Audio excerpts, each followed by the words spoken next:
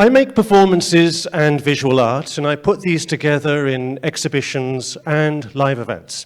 I have some work in the Bay Area Biennale, opened last week, a screening in Athens next week, go to India then to make some performances, and next month the performance in Guangzhou Art Museum and a local exhibition. I didn't suddenly start making art out of nowhere. It's not as easy as writing a few good prompts. It's the result of a long creative process whereby I took notice of what other people were doing, while at the same time developing my own interests and approach. Now, this is how I started off. It's a picture of a robot I did when I was 4, yes. I know it has its limitations, but for a 4-year-old, I think it's pretty good. Looking at it now, I can see that it came out of my own short life experience. I'm not 100% sure, but this looks a lot like a computer there. This is how the computer rooms looked like back then in the day. And this man here, with the tall hat, that is a Diddy man. I must have seen the Diddy men on the TV. I liked one of them, and so I put him in my painting of a robot.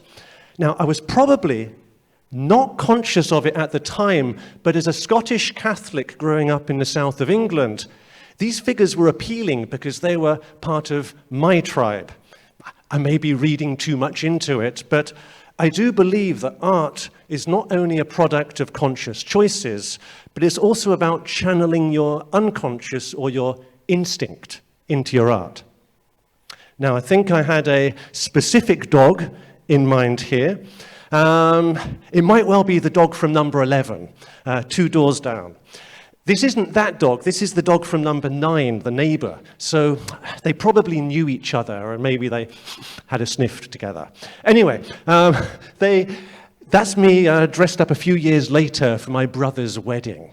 Now, the lampshade in the painting, that looks a lot like the one in our kitchen. Probably nowadays you would call it retro, just to kind of push the price up a little bit. And this is interesting. I signed the painting Willem. Back then I was known as Billy. So I made the choice to use my formal name, William, but I couldn't quite spell it correctly. Billy's more of a boy's name, you see, and I probably wanted to be treated as a grown-up, not as part of the kiddie art class full of young hooligans who couldn't paint a robot to save their lives. And this is also interesting. I added the very important 3/4 after the 4. I'm more 5 than 4, is what I was trying to say there. I had an idea of myself and how I wanted other people to regard me. I can feel that this is a product of me, the young artist. There is a young imagination, a distinct person with their own unique consciousness behind this painting. Other kids don't throw together the Diddy man, dog from number 11, vintage computer, a robot, and a lamp from my kitchen. Now, I'm not claiming that it's great art. It's a kid's painting. But it is grounded in an individual's life experience, which is in turn situated within a specific society and an era. Compare that with this picture of me that was made by a robot.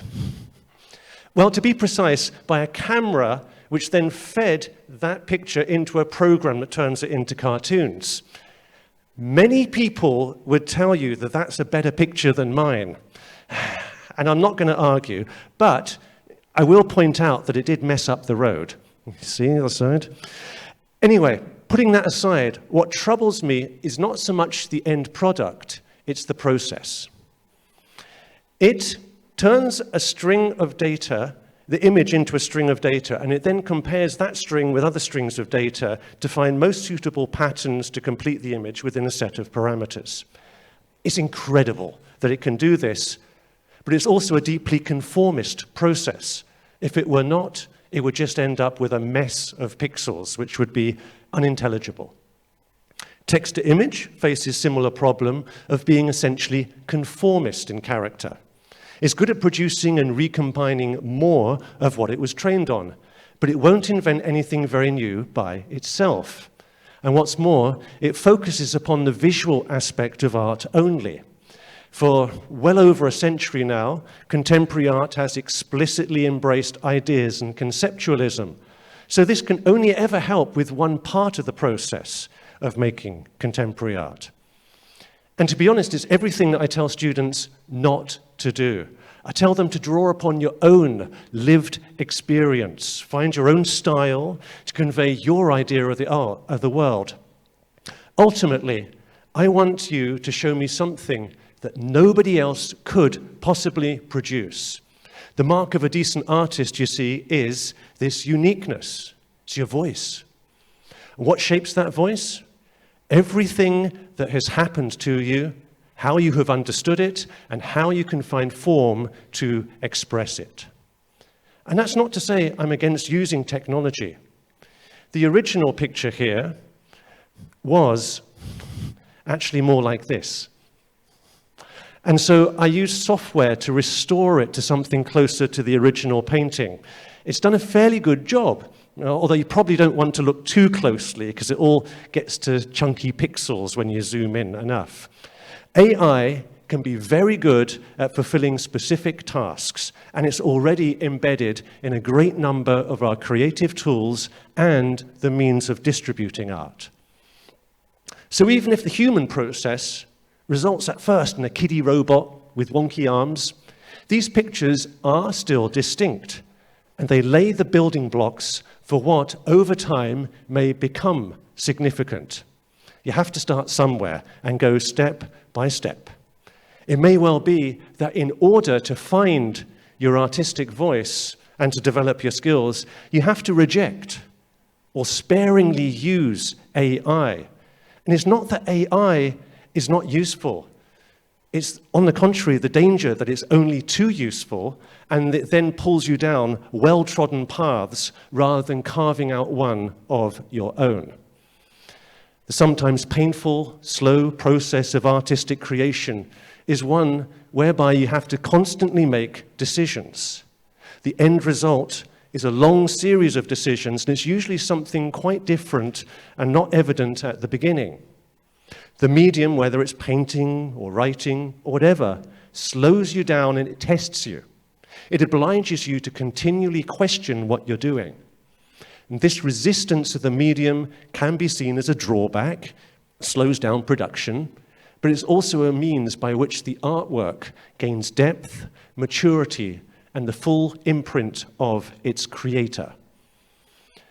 Not everyone will feel the need to struggle with the art form, I know. There are many people who lack the ability to draw and are only too happy to be able to generate images quickly using AI. If you're not looking to position yourself as an artist within the art world, it's probably not so important to insist upon uniqueness. There's just one very specific way of making art, and in terms of the full scope of image production, it's far from the largest one. And what's more, there are artists who are using AI in all sorts of ways with a wide variety of results. Some artists are using AI to make artworks which could never be made by humans. This seems to be a worthwhile direction. Others use it to make a commentary upon AI by inserting it into the artistic process. More common still is to use it to perform technical tasks that can speed up production and produce more precise results. For example, I edit videos. AI-powered software can reduce background noise, camera shake, it can automatically generate subtitles, improve picture quality, and much more. In general, as an artist, I always want more control and not less over the artwork. So these tools are really, really useful. What's far more hit and miss right now is generative AI video. The quality of the image has certainly increased greatly, but the precise control of the output is still not there, at least not yet. Now, I've been speaking about visual art and AI, but this technology is making its way into all artistic fields. So Each art form and each project makes slightly different use of it, and there's no one-size-fits-all answer. And writing is a case in point. Writing, sadly, is not an automatic process whereby you have the idea and in your head, and then the words and sentences spill out onto the page automatically. Oh no. It takes time and effort to get good at this. Finding your voice as a writer requires work on language, turns of phrase, style, format, subject matter, point of view, and so on. It takes a while.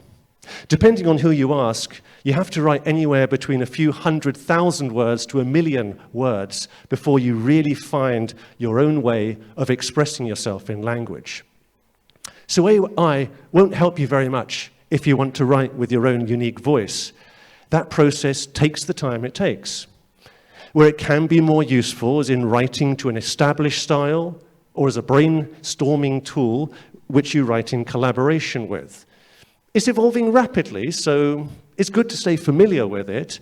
What it can do today will surely change, so it's always worth playing around to see how it can be useful to you. In this vein, I was experimenting with ChatGPT-4 the other day for script writing, and at first it just seemed to be throwing back at me the worst sort of daytime TV scripts. You know, the type with no subtext, no humor, no irony, superficial characters making obvious dialogue. It was possible to improve on this by breaking it down, adding in more prompts, but I basically had to go into all the dialogue and rewrite it myself to make anything at all interesting. But then I hit upon an idea. ChatGPT walks into a bar and he sees Bing. I asked ChatGPT what he would say to her, and then fed this into Bing to get her reply.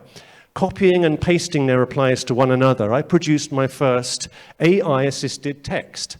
ChatGPT walks into a bar. It goes like this. Hi there.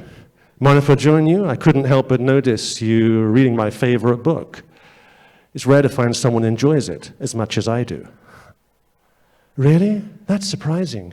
Most people who say that can't name a single thing about it. Care to prove me wrong?